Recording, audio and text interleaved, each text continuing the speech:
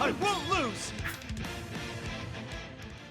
How's it going, everyone? Today I will be showcasing my top 5 advanced Roy tips, and some of these even top or high level players aren't using. So if you guys want to see possibly a part 2, I have a lot of tips that didn't make the cut, so tell me down in the comments below. But anyways, let's start with number 1. So my first tip is going to be on full momentum Nair, and I'll be linking a video in the description explaining how to do it just for the sake of time. So what this allows you to do is to do a Nair out of a short hop with maximum drift and as fast as you possibly can. So this will be the most useful in combos, particularly around low percent before run up Nair will be a confirm. So this can be done at 0 out of a down throw on DI out. It'll allow you to get another Nair or back air or other similar follow-ups. This will also be really useful whenever you land an up air sort of in a weird spot kind of inside your opponent and any other normal follow-up will not hit. This will be a really good option specifically out of jab.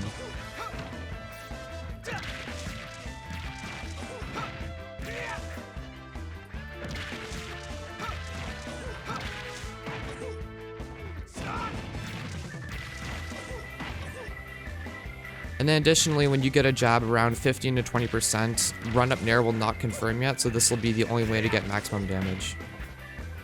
The last thing that full momentum Nair is particularly good at is out of shield. Normally when you do a standing Nair, it doesn't have that much mobility, and if your opponent has a move that drifts back very far, it will not hit. And if your opponent becomes scared to DI out of down throw and start DI in, well then standing Nair is just free damage.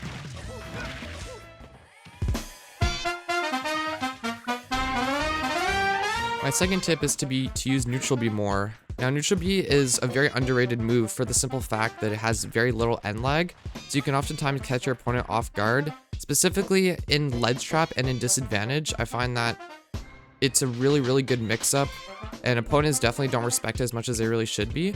So my favorite usage of neutral B is to get down from a juggle. If you hold away from your opponent using Roy's really good airspeed, you can utilize neutral B's hitbox timing. Like the fact that you can release it at any moment is always threatening. And then I also really like to use it as a sort of mix-up in neutral. You could do a B reverse neutral B, and it will cover a lot of the area that your opponent wants to go to if they expect you to pressure. And then also using it on a ledge trap is really good too.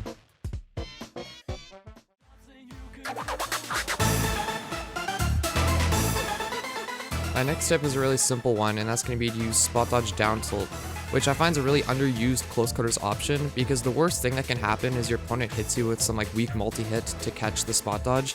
And what I find happens a lot is you'll either hit them with the down tilt outright, or you'll hit their shield, which instead of using jab, it has a lot more shield stun and less end lag, so I find it's a really good option to use in close quarters. You can also do turnaround down tilt by holding the C stick down at the lower 45 degree.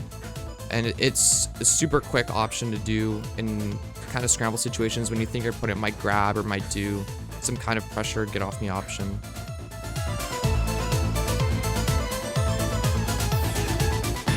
Tip number 4 is going to be about side B. So Roys are already doing a pretty good job of using side B in disadvantage to shift their momentum, but I want to go over some usages that I feel are not utilized nearly enough. So first of all, side B out of shield is a really good option because it's frame 12, and it kills really early off the side if you can get a reversal or kill at ledge. Most of the time I'll see Roy's using Nair or up B or some other punish when they should be using side B, since it does the most damage and it kills really early off the side. Not to mention side B goes pretty far as well, so it can oftentimes punish a lot of moves that even up B will get outspaced by. It's also a really good tool at edge guarding because a lot of the times, because of Roy's very slow air acceleration, he'll oftentimes be struggling to cover that area below the ledge. So you can use a B reverse side B or weight bound side B to position yourself perfectly to defend against those vertical recoveries. Here are a few ledge play examples where using side B can be a really good option.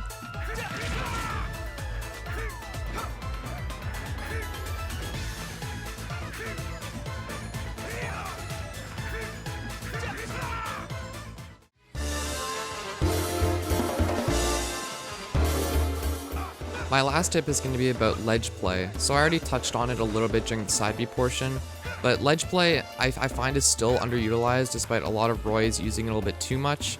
So a lot of Roys are already doing side B and Nair and forward air, but they're doing it basically at the same timing and the same spacing. And there's a lot of wiggle room despite Roy's air acceleration not being so good.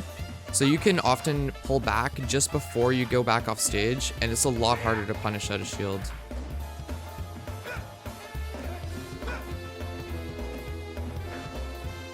You can also use a side B after forward air as well to throw your opponent off guard with even more hitboxes.